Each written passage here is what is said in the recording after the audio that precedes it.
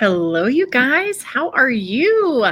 We are so excited that you are here for today's training, which is all about speeding up your blog. We have 5 easy fixes that you can do to speed up your blog in just 10 minutes. So, whether your site speed feels like a mystery or you're just looking for simple ways to improve overall performance, this session is going to give you actionable steps. That's what we're all about. That's what we've always done is actionable tasks.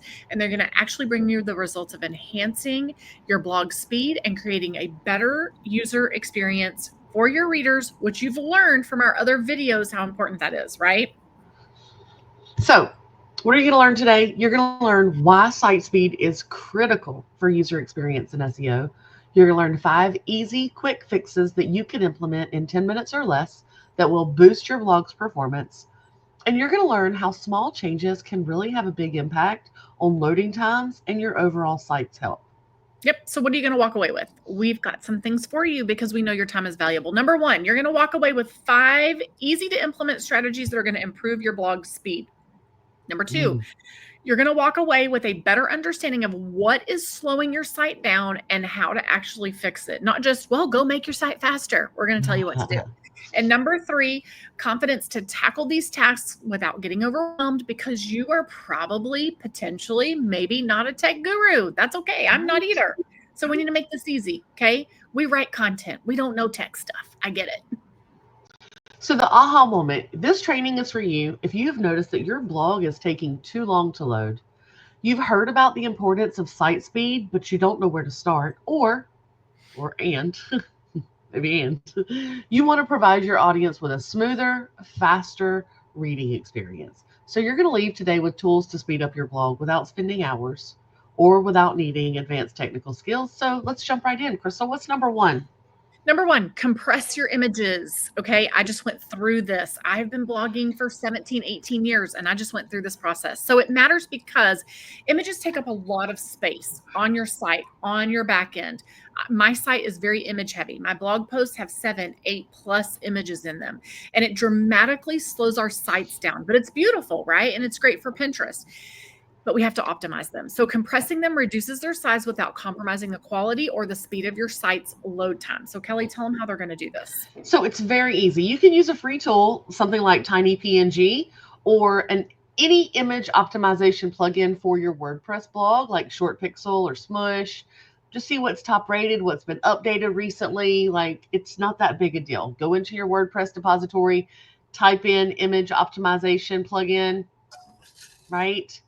And then look and see what's your top rated based on reviews. It'll show you. It'll usually put it in that order, and what's been recently updated. And I say recently, like within the last couple months. Okay, so any one of those works just fine. And what you'll do is you'll use it to compress those large images on your site, especially anything above 500 kilobits.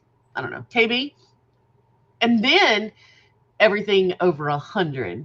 Okay, we want to get everything under 100. And I really want you to make it a habit to start saving your images smaller before you ever put them on your site. And then either set something to automatically compress them, make them WebP. Yep. Really good, make them WebP.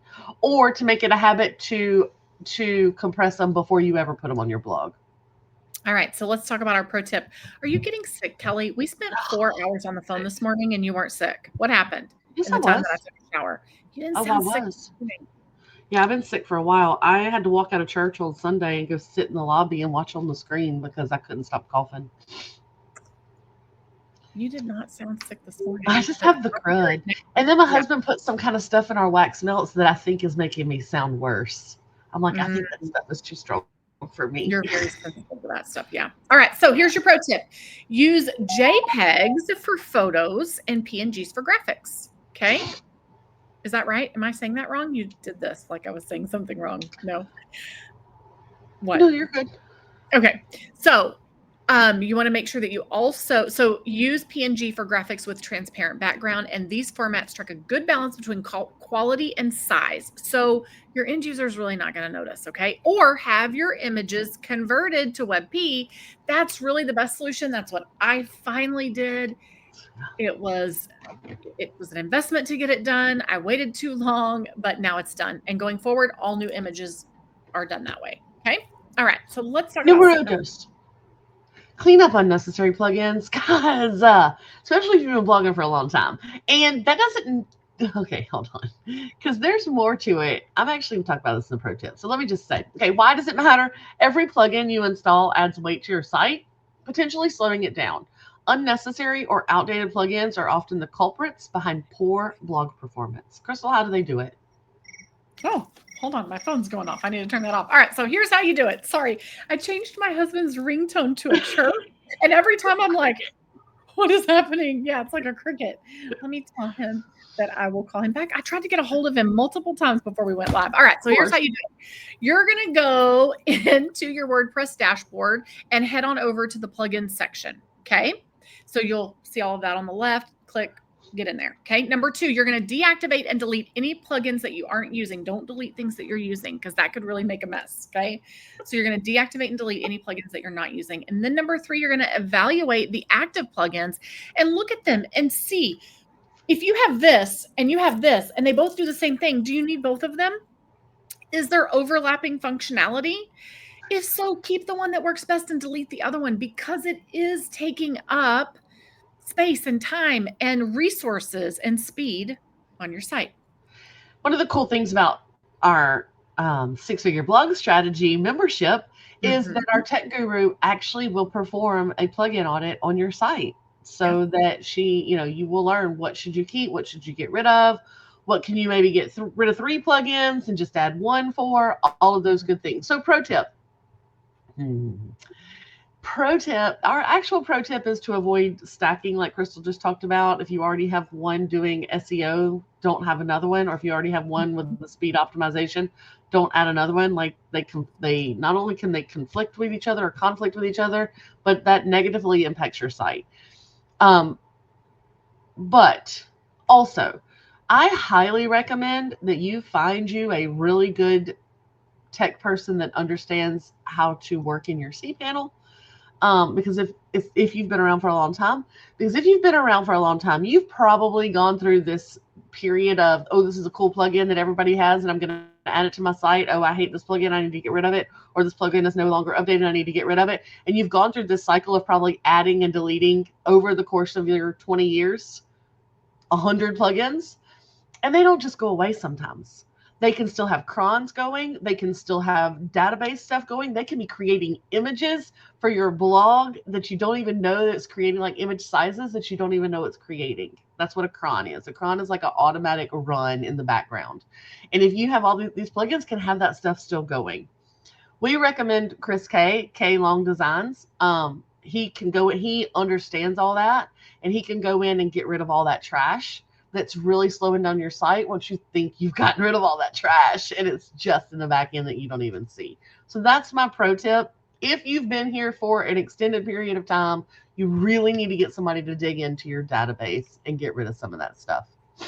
And can I add another tip? It's really important to get rid of plugins that you're not using that are not being cared for anymore by the developer, because that is an excellent way to get hacked. Hackers. Yep. Not even kidding you. It is an excellent way to get hacked. And you don't want somebody coming in and taking over the stuff that you've worked so hard to. I mean, it's just like you don't want people hacking into your credit cards and your checking account and all of it, right? So it's the same kind of thing. They can really destroy you. All right. Let's talk about the next thing, which is enabling cache. So why does this matter? Cache stores parts of your website, like the images and the script, on a visitor's browser so that your page loads faster when they return. So if they are a consistent viewer of your site, think an email subscriber who every day is getting a reminder to come to your site, right? You want things to load faster for them, okay? So this is like a quick memory shot that holds on to it, and it allows things to load faster when they come back. So how do we make sure that we're doing this right?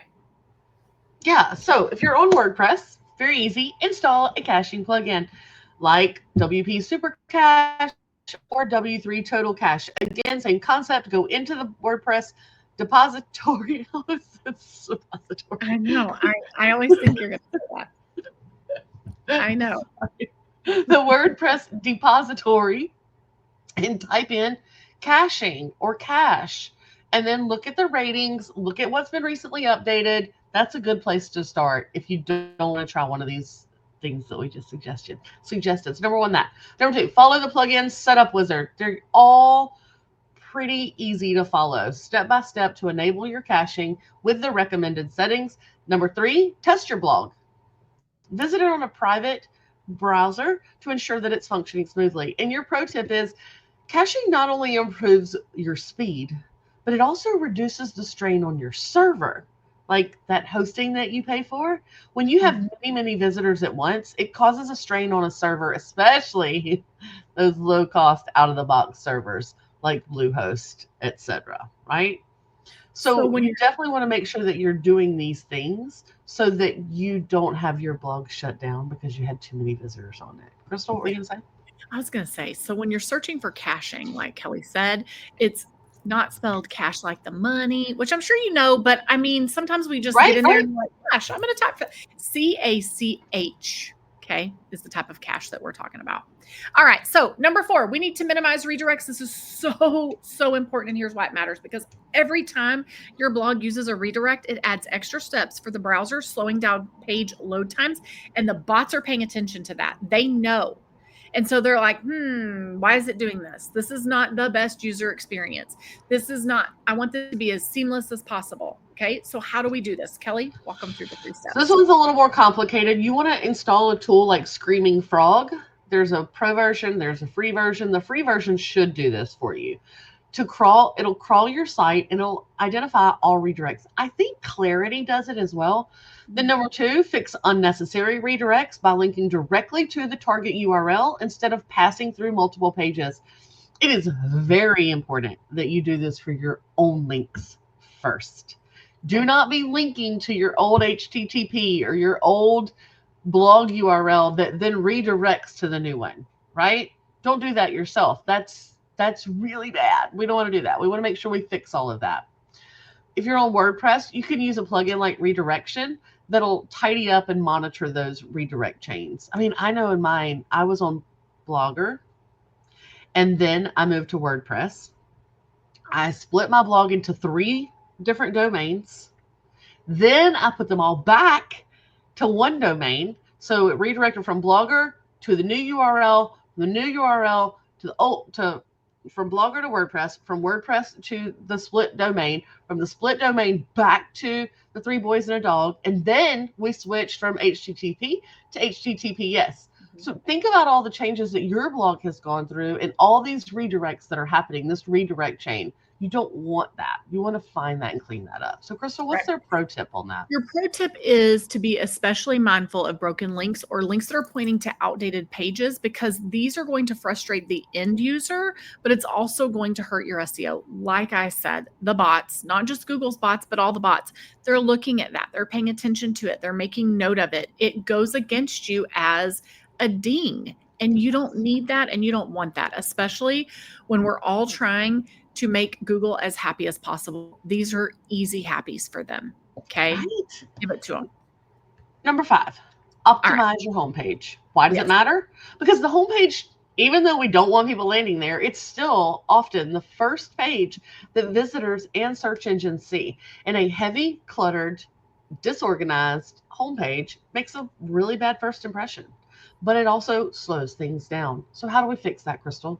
Yeah. So when I land on a blog, if it has a terrible landing or homepage, or even the blog itself and then the sidebar's all crazy, I'm just like, do you even know how to do this anymore? This feels very 2013, right?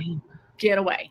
All right, so here's how you're going to do it. Number 1, you're going to limit the number of posts and widgets or large images that are on your homepage. So really pay attention to that. Number 2, you're going to remove any unnecessary sliders or autoplay videos that constrain load speed.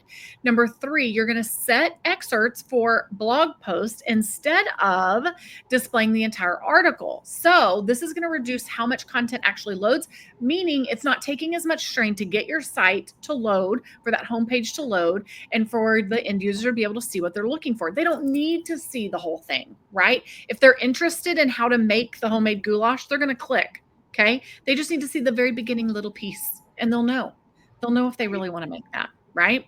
Right. Pro tip, keep your homepage clean and keep it focused by showcasing only your best or most recent content. That's Pro it. tip, keep it clean.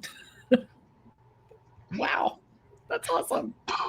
That's it, guys. These are the 5 powerful yet easy fixes that you can implement in just a few minutes to improve your blog speed. By focusing on these small improvements, you'll provide a better experience for your readers and the bots, and you will ensure that your blog platform or your blog, performs well in search engines. Yep. So remember, just take one step today, just a small baby step. Maybe start by compressing 1 or 2 oversized images on your homepage, or maybe reach out and have somebody convert everything to WebP. Then see how quickly these changes make a difference. Remember, speeding up your blog doesn't have to feel like a massive overhaul. This can all be done little by little, piece by piece, bit by bit. These quick fixes are all going to compound on top of each other in a good way, not a bad way like the IRS, in a good way where it's like improving. Every bit is going to bring more improvement. Okay, so if you want our printable, Totally forgot to tell you guys about that. right? We almost ended this without saying it. So if you want our amazing printable that we had created for you, text the word plugins with an S, all one word, plugins, just that, nothing else, to 251 644 6701. Okay. Now, if you text that number and you don't get what you want, you probably D&D'd us. So then if that happens, text Or the word our credit card expired, and we will get that to you very soon. that did just happen. That did just happen. And over the weekend, I'm like, Kelli, I fixed it. Keep going. It's fine. And this morning, Kelly's like, where'd you put that credit card? I'm like, duh, in our PayPal. She's like, why would you put it there? Because it's a backup then. She's like, it don't work there. It don't work like that. It made sense in my head. So yes, that did happen. Okay. Hopefully that doesn't happen again, and we're good now. Right. So if you did D&DS, like you said, stop one time, okay, you need to restart it. So how you do that, I'm going to tell you, it's real simple. Text the word start and only the word start. Like if you send us a whole message, we love you, we'll see it eventually when we get in there, but it's not going to prompt the things to happen. So just the word start and nothing else. Then wait, count to 5, and then text the word plugins and you should be good. Okay. All right, guys. Keep your credit cards up to date. We'll see you later. Bye. Bye.